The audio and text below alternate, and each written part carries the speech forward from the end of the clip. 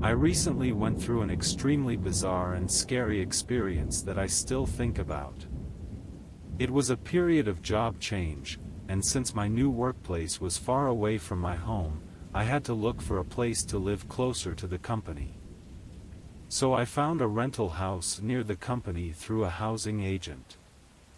The house was over 100 square feet, with 2 rooms and 1 living room. Although the decoration style was a bit outdated and there were obvious traces of life, I decided to rent it considering the price and location. Especially when the agent told me that the house could be counted as a double share and I would only have to pay half the rent, I thought it was a great deal. During the viewing, I noticed that the lock on the master bedroom door was broken and looked like it had been picked. The agent explained that the previous tenant had lost the key and had no choice but to force it open. The door to the second bedroom had a large lock on it, and the agent said that the owner's personal belongings were stored in this room and that he did not intend to rent it out. I thought to myself that 1 room would be enough for me, and the other room would not be used in the first place. I quickly signed the rental contract and moved in the next day. When I first moved into the house, everything was normal and I didn't encounter any strange things. But there were often trips, and all on Wednesdays at 10 p.m. At first I did not care too much about the exact time, and then more often, I realized the pattern. Because the property will come to repair in time every time, so I did not take this matter to heart. On the contrary, I think the property is very responsible. It wasn't until a later Wednesday night when it tripped again that I really felt the fear. That night I was nestled on the couch watching TV when suddenly the gate tripped and the house went dark.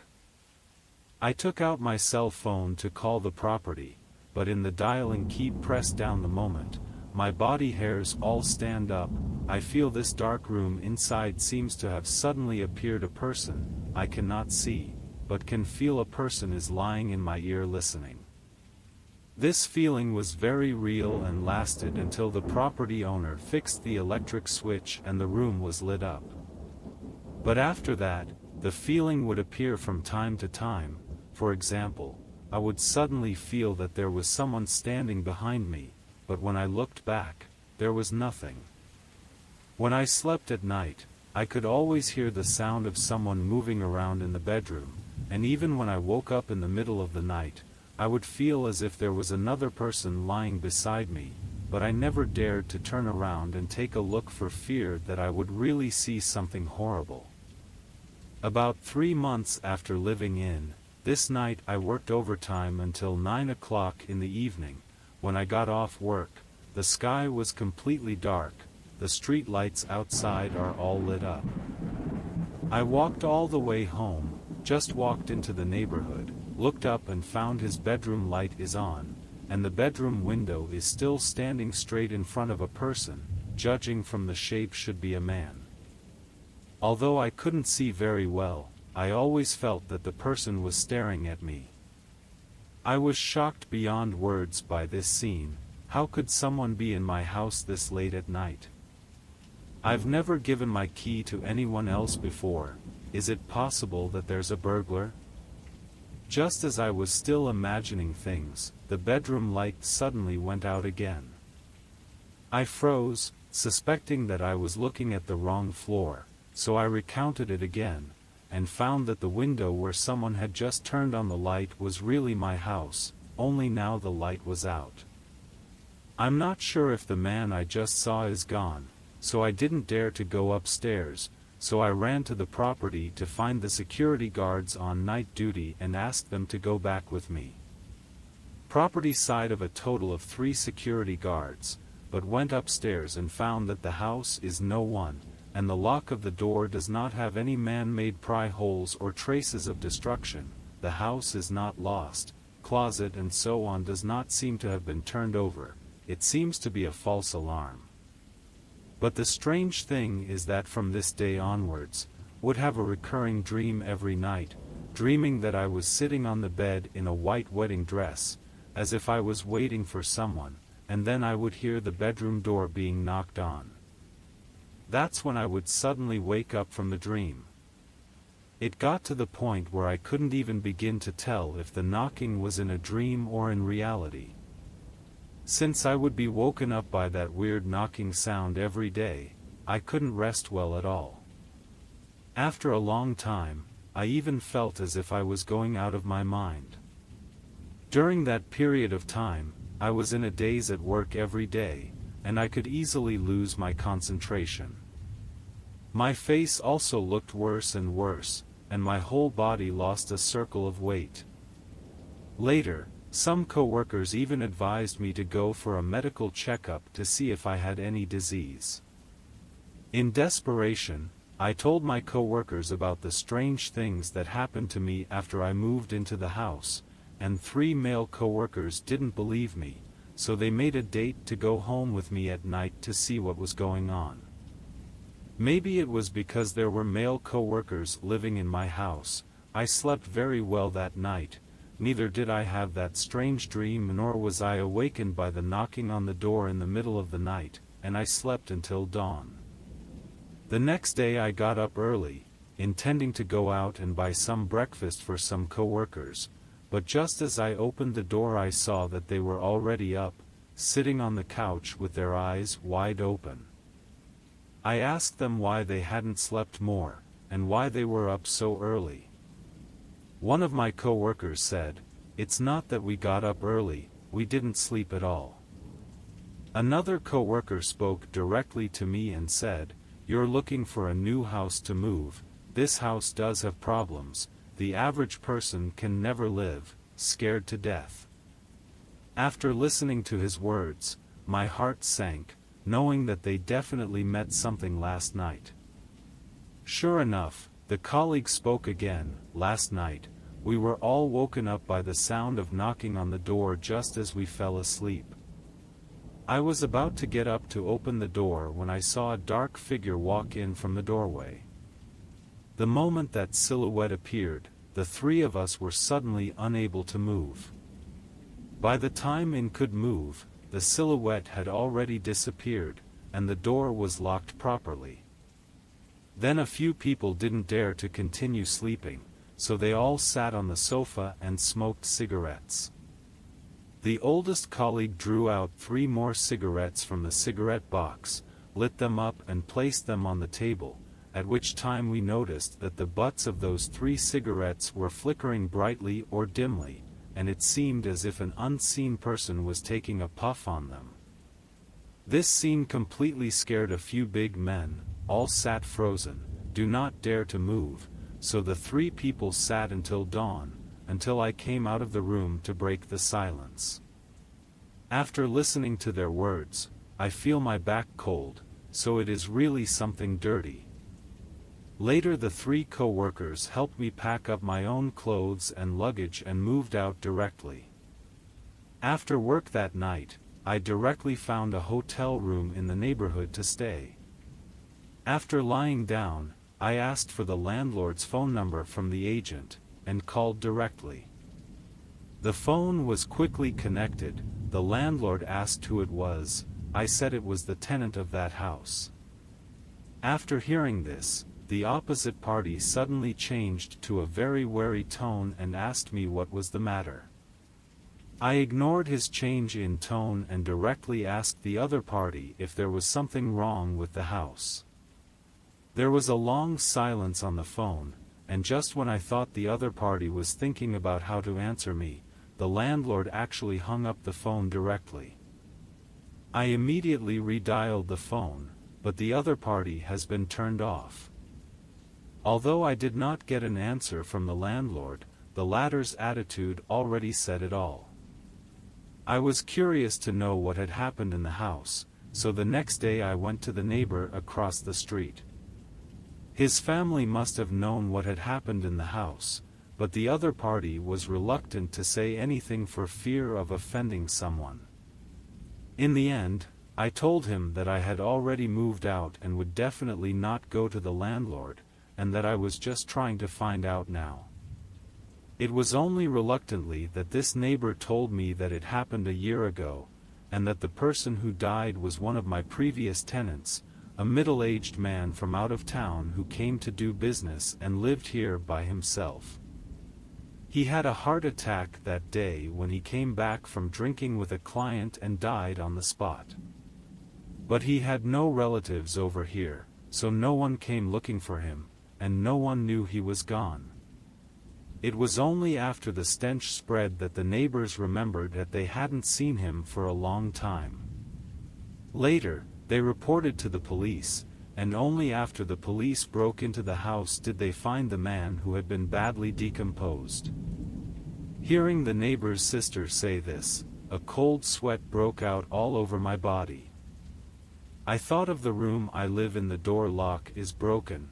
It should be broken by breaking into the house. In that case, I was staying in the room where that man had died, and there had been a highly decomposed male corpse lying on top of the bed I was sleeping on. Thinking back to all the weird events I experienced in that house during this period of time, I was really scared. I am glad that I moved out in time, and I am also glad that I didn't encounter anything more horrible. But this incident also left a deep shadow on me that I couldn't let go of for a long time.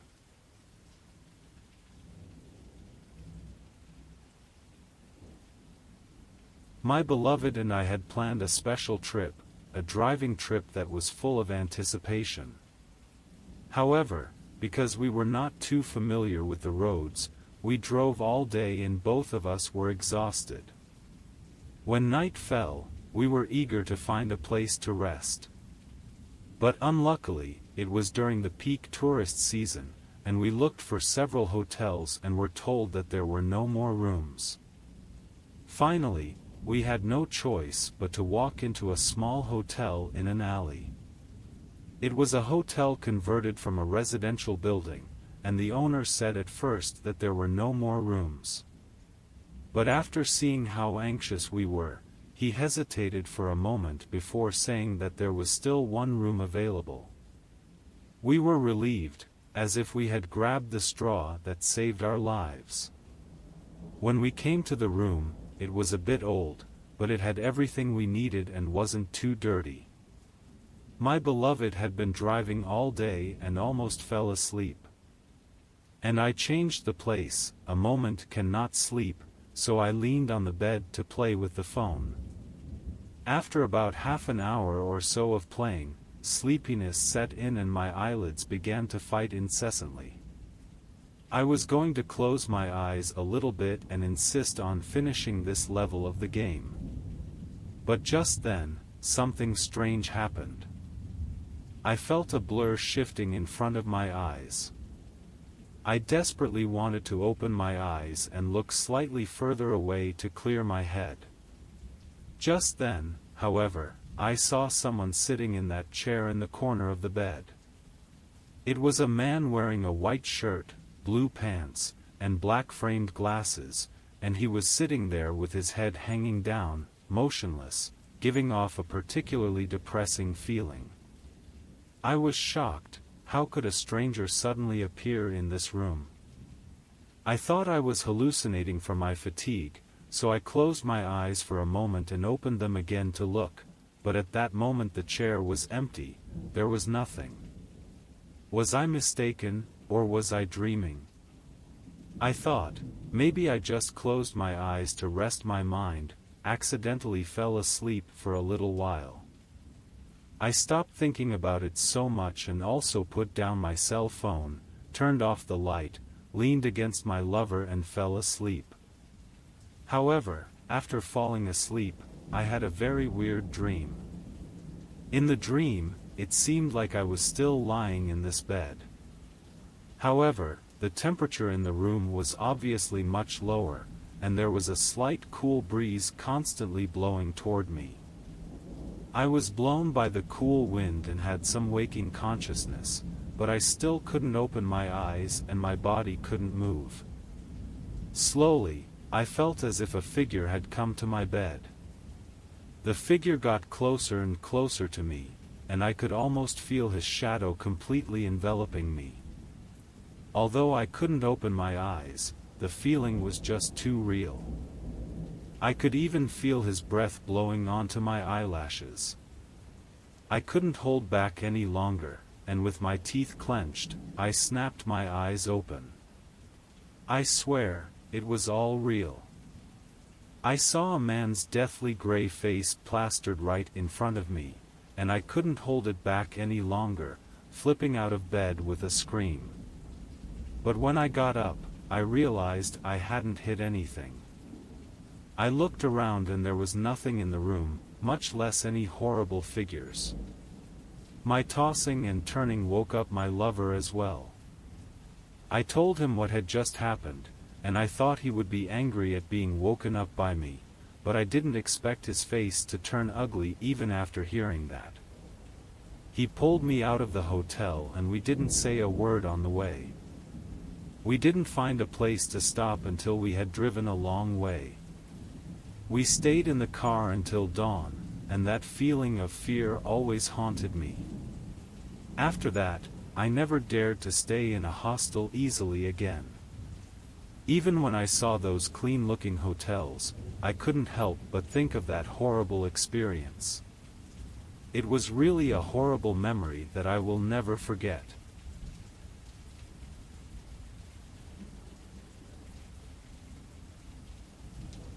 I've been socializing for a few years now, and at some point, I became obsessed with learning the guitar, and even planned to start a band with my friend Alex, a 20-something guy from California with some serious guitar skills.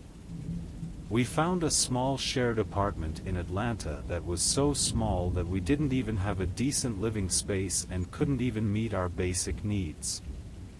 Alex came all the way from California with no money except for his guitar, and was barely making ends meet by teaching guitar lessons to kids. In contrast, I, as a local, was a little better off and helped Alex out from time to time. I didn't want to live with my parents, so I offered to share a cabin with Alex on the edge of downtown Atlanta. It was a multicultural neighborhood and the landlord was an elderly lady with a mentally disabled son. The old lady and her son lived in the shack next door while we rented the relatively spacious inside/outside suite for $1,000 a month. Looking at the old lady's difficult life, I had originally planned to ease her burden by sharing the rent and at the same time taking care of her, but she adamantly refused any extra help. So we paid the rent, took the keys, and excitedly started our new life, Alex in the inner room and me in the outer room. Everything was normal at first, until the fourth day, when weird things started to happen. That morning, Alex woke up early and went out to complain to me. He said, "You don't toss and turn at night if you can't sleep." I was confused to hear this because I was exhausted from the day before and had not gotten up in the middle of the night. Alex insisted that he had heard a couple of guitars coming from my room during the night, and we both wondered if it was a dream he was having. A few nights later, we went out drinking late into the night, and when we got back to the apartment, we were slightly drunk and fell asleep. However, in the middle of the night I felt a sharp chill on my leg, as if there was ice on my skin. Startled awake, I turned my head to look at the end of the bed, and in the moonlight, there was actually a man sitting beside the bed dressed in red, his face dark and unrecognizable. The piercing chill made me realize instantly that this was not something a mortal could give. I panicked and recited every god I could think of, praying for shelter. Fortunately, the icy feeling gradually dissipated, and the man in red disappeared. The next morning, I told Alex about it, but he thought it was just a drunken hallucination and mocked me jokingly. I also tried to convince myself that it was a drunken hallucination, until a few days later, when the same thing happened again, and that night we didn't drink, and simply rehearsed 2 songs before going to sleep. At midnight, the temperature in the room plummeted, and I awoke with a start to find the man in red once again standing beside the bed.